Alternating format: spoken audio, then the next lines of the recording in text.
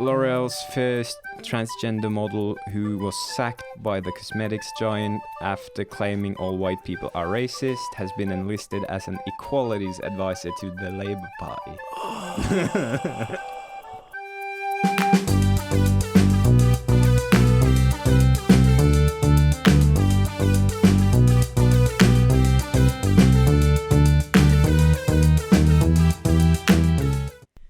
Yeah, boy.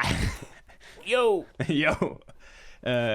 Episode 3 thus far of Metamen. It's a Scandinavian podcast where we try to provide Scandinavian outlook on news and politics. Yeah, our special insight. Special insight, nowhere else to be found. Oh no. Yeah, so let's just jump right into it. First thing up here is we're gonna start with a pretty interesting statistic that I found on Reddit a few days ago on the subreddit called "Data is Beautiful." Which is it's a bunch of people that just love graphs and statistics. Yeah, no, I've been there. Yeah. I don't hang about regularly. No, not me neither. I think it was on the front page. But it's a really interesting statistic, and it's done by the General Social Survey in the United States from 1972 to 2016. So this does not include the last year, but it's still interesting. And the question is, who should be allowed to speak publicly? I would guess. Right.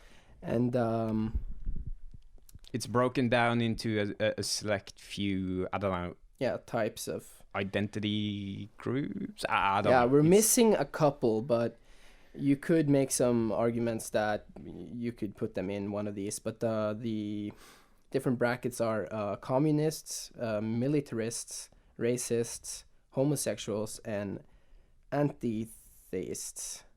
Yeah. I don't know what the fuck that is. But It's okay. So Sam Harris is an anti-theist. Okay, so it's just atheism.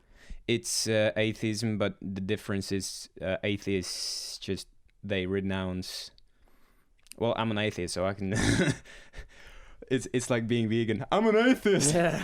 No, but let me tell you. Like you renounce the idea of a religious deity and the idea of God. Yep. But an anti-theist is anti. Oh yeah, okay. Theism. So Yeah. like. There's no doubt in their mind that it causes more trouble than... Yeah, they don't just reject it, they target it. Yeah. So that was the last bracket of them. And, well, there's some interesting things to see in the statistic. It starts, as I said, in 1972 and goes to 2016. Now, the first thing that you can see is that in the 90s, everything just starts going up. Yeah. I haven't checked like what happened around the 90s. But you know, it's just a general, I think, just a general idea that we're more open. Yeah. Is what's interesting there. It started-ish there. It's kind of it's a shame that we don't have the full context of this graph. Yeah.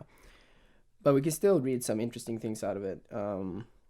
So I think that was the first thing I saw with it. And the second thing that I found really interesting was in 2001. Because from 1990 up until the 2000, it's a steady climb.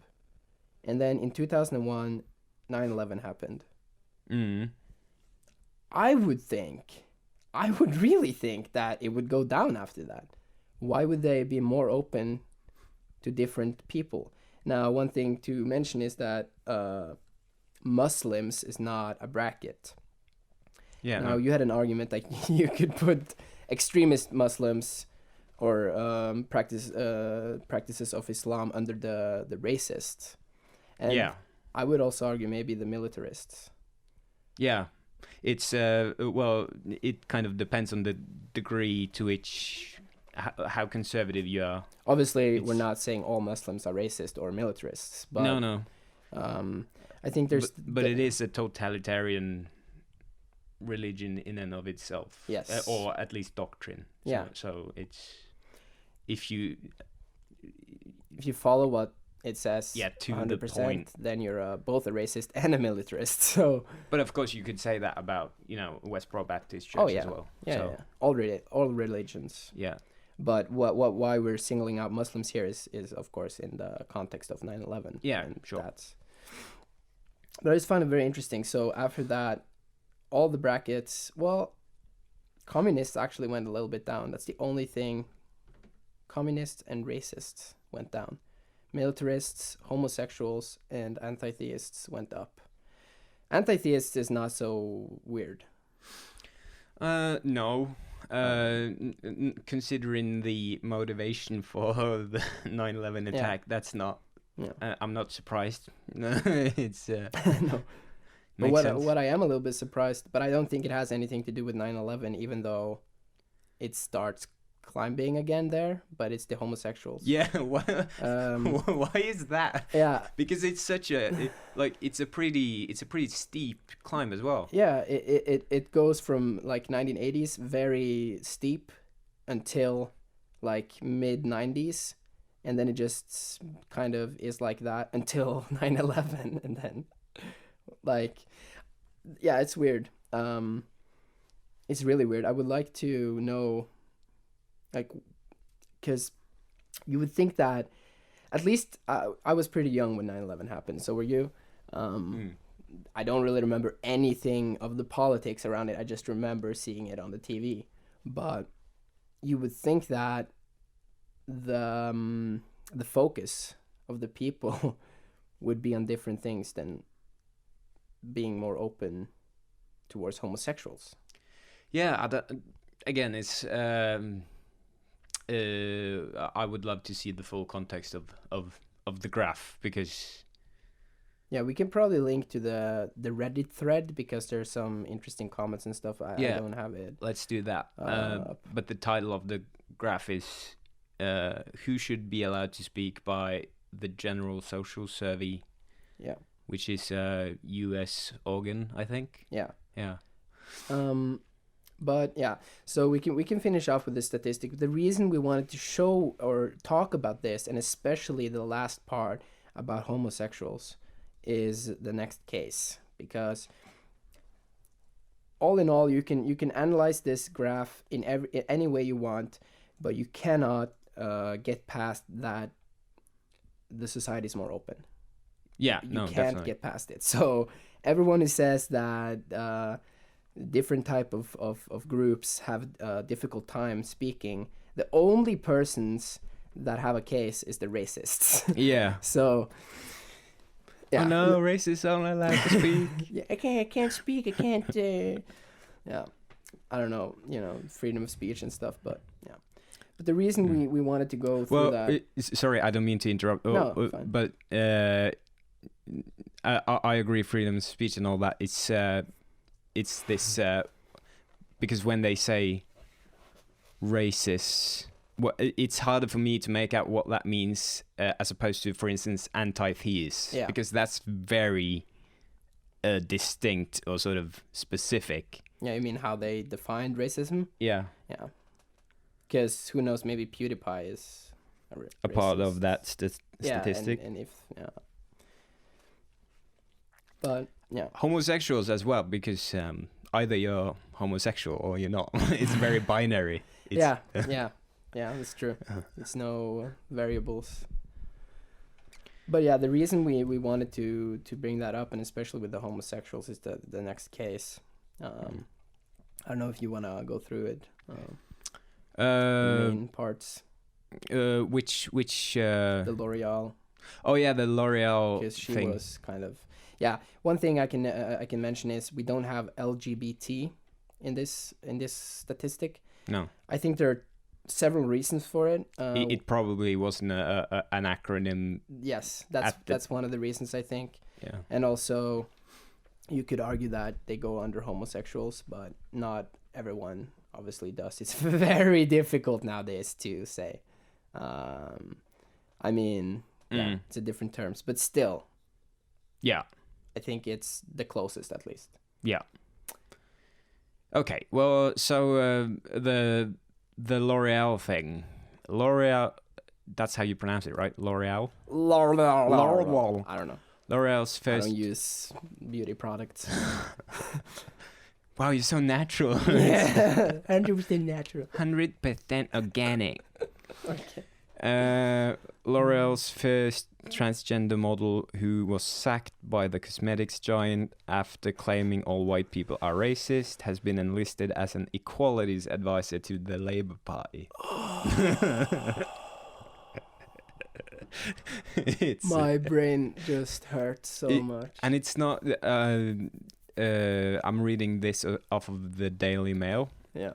So this came out 27th of February. Mm. So it's not like super fresh. Well, it's fresh enough. It's fresh enough. Yeah. Okay, so there... But it's such a good premise. I love the premise for this piece. It's yeah, honestly, I my mouth, when I saw this case, my mouth dropped. Yeah. Like, I just, there's so many things that are wrong with this article. First of all, her claim, I mean, with a claim like that, okay, so the claim is that all white people are racist. With a claim like that, now you can switch out white with any race or anything you want. Any claim that puts everyone in a group under the same sort of... Yeah, it's essentially identity politics, isn't it? Yeah. Well. It's not a valid statement. And anyone who makes that kind of statement, honestly, in my opinion, should not be able to express their freedom of speech. I don't think she should... I think she should be able to say whatever she wants, but I don't think she should be given the arena to do it. Yeah. Because that's what they've given her after this. How should we govern that? It's... Obviously, I'm for freedom of speech, and I don't think you can shut someone up, but you have the option to not give them an advantage. Like... Well, okay, so like we've made a point, or after the last episode, we had a chat about not spending too much time about semantics and like the meaning of words and so forth. But in this case, we kind of have to, because her title is Equalities Advisor. It's... Yeah. How? Okay. I don't know where to start with this piece, because it's so far off. It's so far out. It's the word equality, just in any sort of relation to this person, does not compete. Does not compete. You mean compute? Yes. No. Does not. I'm competing. You're competing professionally when I'm on my computer. But it doesn't compute. Have you heard the term reverse racism? Well, I can sort of think what it is, but no, not really. Okay, so define it. So the claim is, this is another word that's been coined by the regressive left. Yeah. So the word or the term reverse racism seeks to explain minority groups being racist towards either their own group or other groups, and the fact that that is inherently impossible. So you and me, we have an understanding of racism, that understanding being discrimination of another person based on their color of skin, right? Yeah. And then the regressive left steps in and they go, well, hang on, that's kind of accurate, except there's certain minority groups who've been oppressed by state and or sort of the white man for so long, so they're unable to sort of return the favor. Oh. So, i.e., black people can't be racist. they can't be racist. They can't be racist. Okay. That's sort of Yeah. what that term. So Yeah, when you lay it out like that, I've heard it being talked about like Yeah. that. Okay, so do you think that that's one of her arguments? Do you yeah, well, think- if she says all white people are racist, Yeah, then that's a blanket statement. yeah, So that is a racist statement. yeah, it is. So obviously Reverse racism. is a thing. Yeah. But I don't see why we would call it reverse racism because it's just No, racism. Yeah, it's just racism. You can't. Yeah, that's a problem. That This is the thing with like linguistic, mm, sort of clever linguistic plays. yeah. Have you heard of colorism? No. Colorism is when one, so in the context of black people, for instance, that you have those that are undoubtedly have an African heritage, Yeah. and then you have those who are more sort of mixed, sort of light skin. So colorism is when one oppresses the other. Yeah, okay, so they're just all of color, but they oppress each other. Yeah. Yeah. Except it's not racism, it's colorism. Oh, really? Yeah. So it's another you know, Hey, dandy term. fuck off. Hey, Fuck off. Hey. that's no, just no. Okay, yeah. I try. The thing is, I try to not get caught up in that because I feel that. Okay, maybe this is a little bit controversial, but I feel maybe it's not these people's fault. Like, as you say with the linguistics, the media have a big role in it. Yeah, they do. And if you go, like, this person is probably pretty deep into this movement, and she probably has all these, like, terms, colorism and reverse racism, all of those, she lives by them. And I think it transformed their worldview. So I haven't really gotten into it because honestly, I think it's so stupid. Like, what the fuck is color? That's the stupidest idea that I've ever heard. Well, why not just like straight up? It's racism. Yeah, it's just racism. I think, it's a big problem that we put the white man in the center. Yeah. Yes, I know the white man has done some bad things, and up and through history, we've probably been the worst. We've suppressed pretty much everyone and anything for our own gain. But we are in 2018, and that the term racism and that the just racism in its whole is a white phenomenon. It's just wrong. Yeah. It applies to everyone. So. But just the last on this, because what she actually she became an LGBT advisor for the Labour Party. Now, I don't think it's a stupid move by the Labour Party, honestly. I don't. Well, no, I haven't seen her Twitter, but I reckon she probably has quite a following. Yeah, and if you get, that's sort of the thing with this, because not just with LGBT, but with every group, they have some sort of people that they look up to. Whether or not they're good people to look up to, that doesn't matter, but they look up to people, and they, especially through social media nowadays, you have a big following. Yeah. And that following is usually very loyal. Yeah. Like, you don't see people changing sides very often. And yeah, they're going to probably get a lot of votes from this. A lot of votes from LGBT people. And that's a big group that has been sort of forgotten by the politicians. And so I think it's a pretty smart move. But I think that it's a smart move for PR, but she obviously doesn't know anything about equality. So it's not really good for the society as a whole. Probably no. Not at least not if she's from what I can understand, this is an advisory position. Yeah. I don't know what sort of merit that position holds, or like it could be that it's symbolic. Yeah, it could be that it's like, well, your opinion counts, but in reality it doesn't. And that would be even smarter. That would be super smart.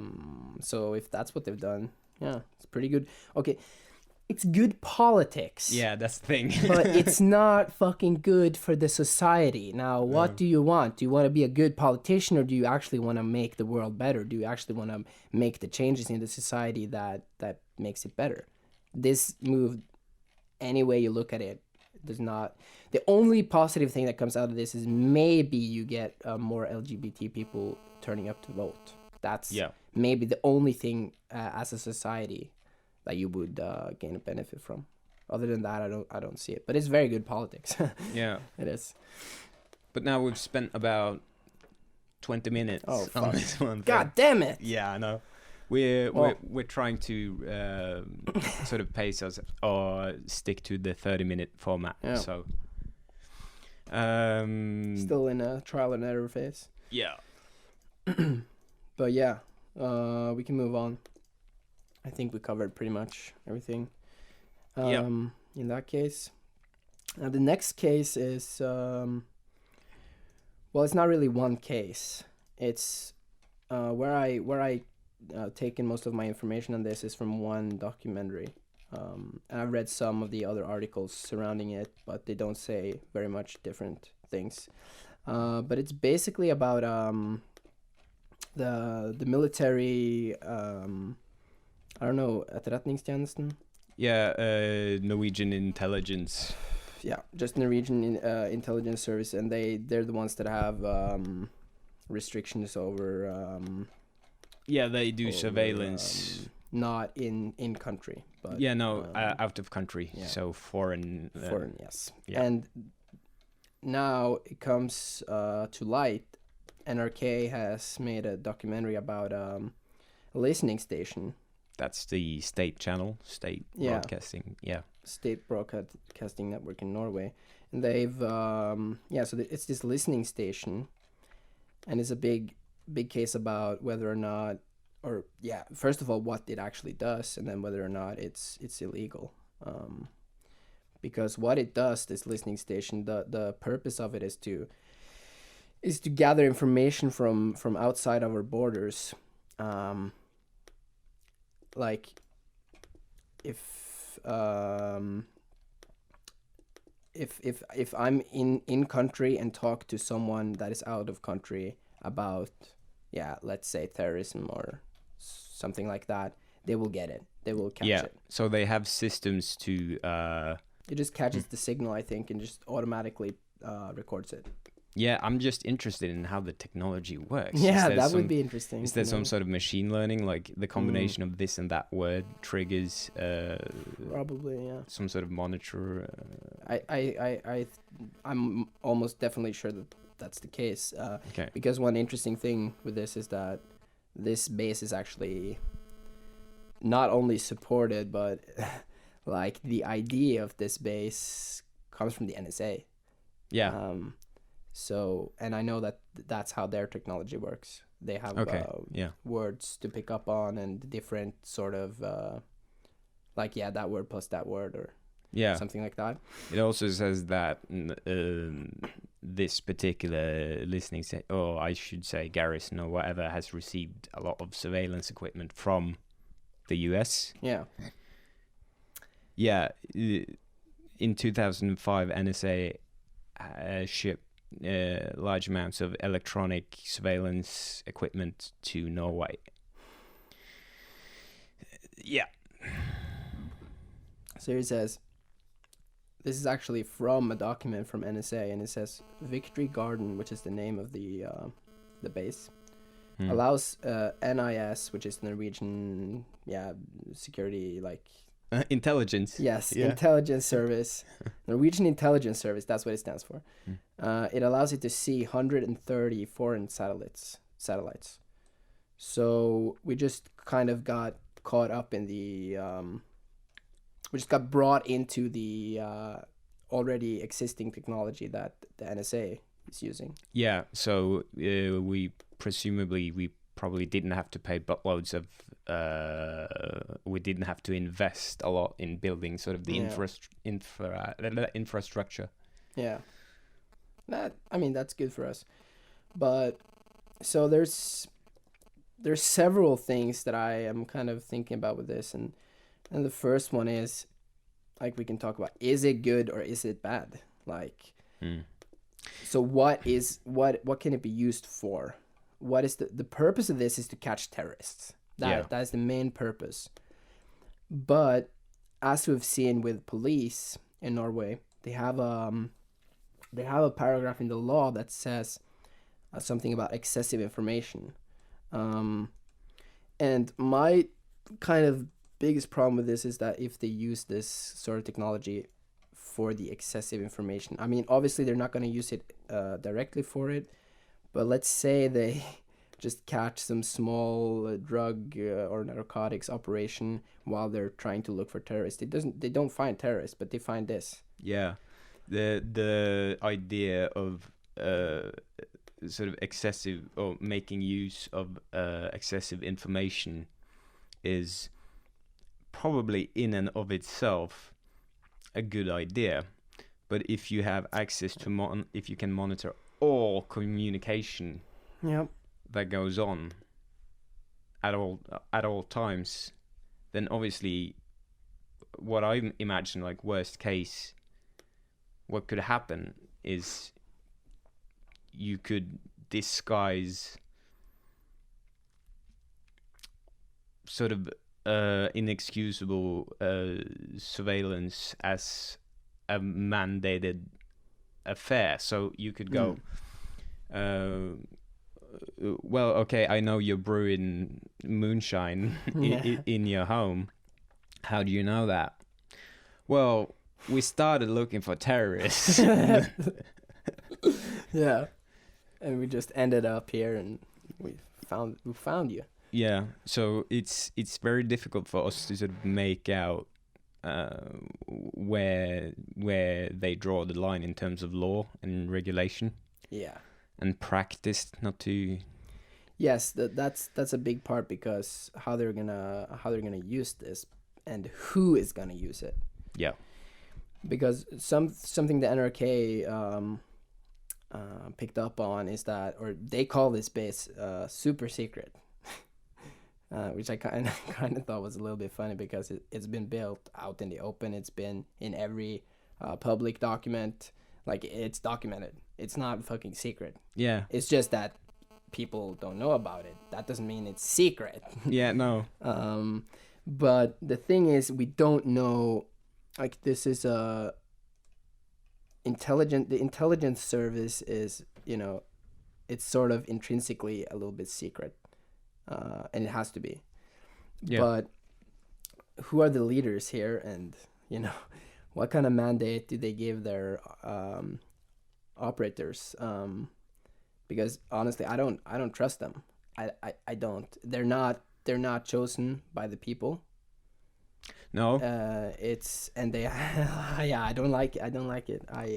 Well, I would think that the head of the intelligence service has worked because I think it's a dude. Yeah. I think he's, from what I can understand, he's worked his way up through the ranks. So he's probably started out as an officer in the intelligence community or within the intelligence service, and then worked his way up. So he's indoctrinated. Yeah, well, at least he's first and foremost, he's an army person, and he has that kind of mentality. Yeah, no, this is because in Norway we have this conscription service thing. So some people go off into the army for 1 year after they finish high school. So I did that. A couple of my friends did that, and it's a very weird culture, to say the least. It's a very distinct culture, and you could argue that there are some values that organization holds that. I think if you asked an army officer, what do you value most, safety or freedom? Yes. The answer is pretty evident. Yeah, that's a very good point. Is that the kind of people we want? That's kind of a paradox with the military, honestly, because you kind of want people that are competent, but in what they're doing, and that they know.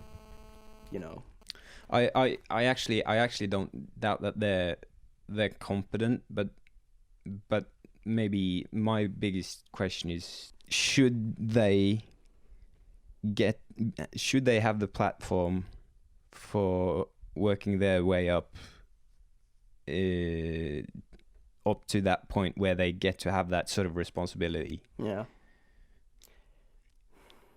Or should it be more of like because obviously the top leaders in the military get their orders from politicians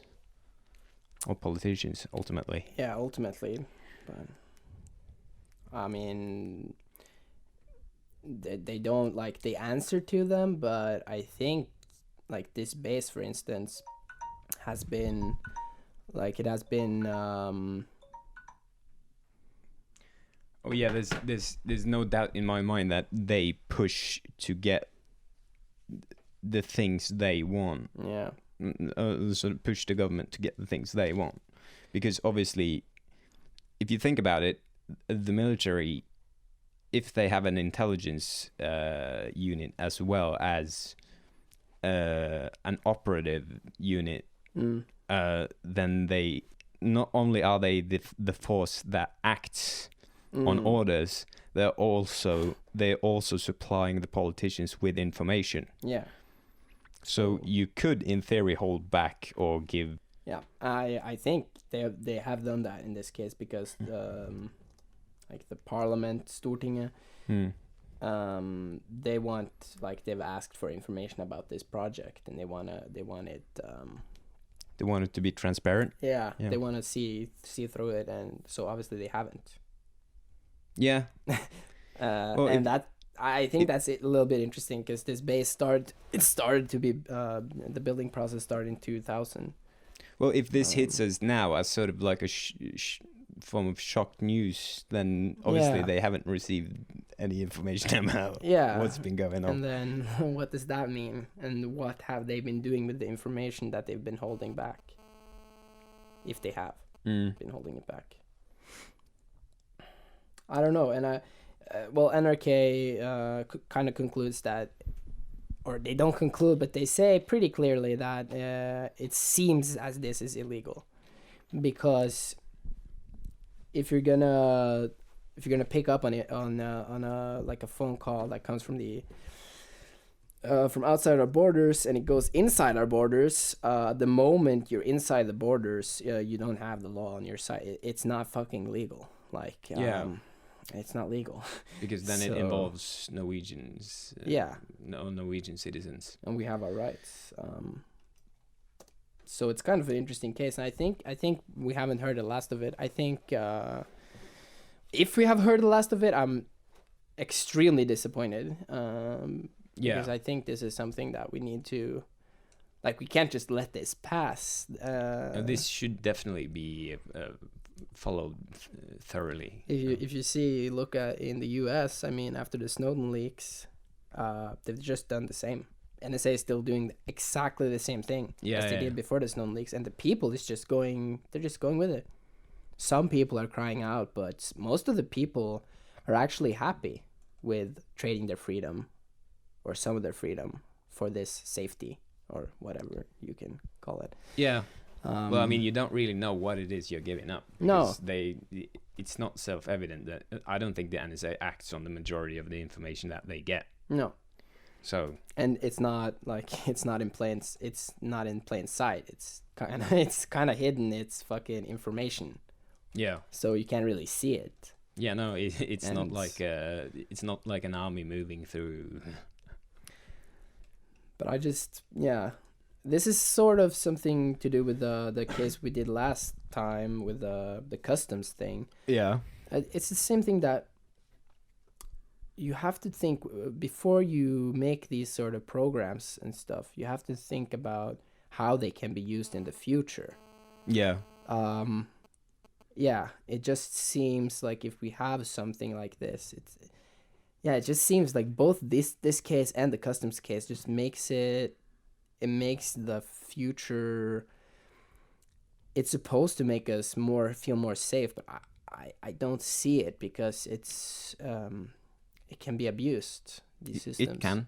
It's kind of like how Norway's, or in the eyes of Russia, Norway's a strategic military country. It's not just because of the shoreline. It's also actually because not only have we struck oil out in the seas, but we actually have the infrastructure to export or sort of gather those resources. Yeah. So, and as well as, minerals and all that. And so I don't need to tell you, in times of war, that's obviously very beneficial to any. Yeah. So you could argue that this is the same thing, because if the infrastructure is there and then there's just a change of management, then that's what I'm worried about, because you could just see under the Second World War we didn't last long. Yeah, no. We're not going to last long. There's pretty much like 99% of the countries in the world would take us like easy.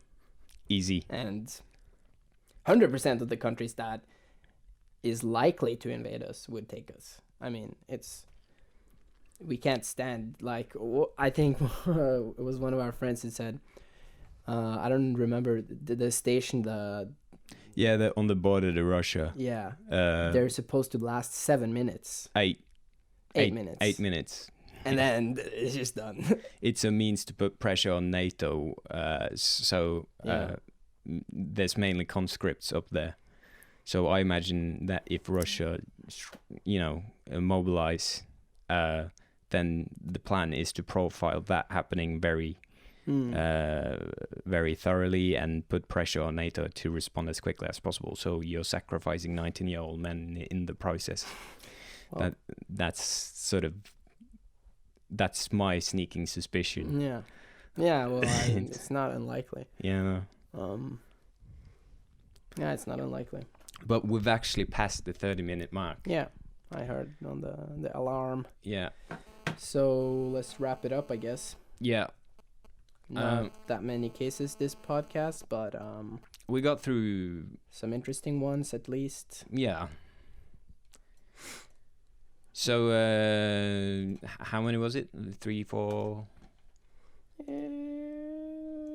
Yes, 4. Yeah. I think.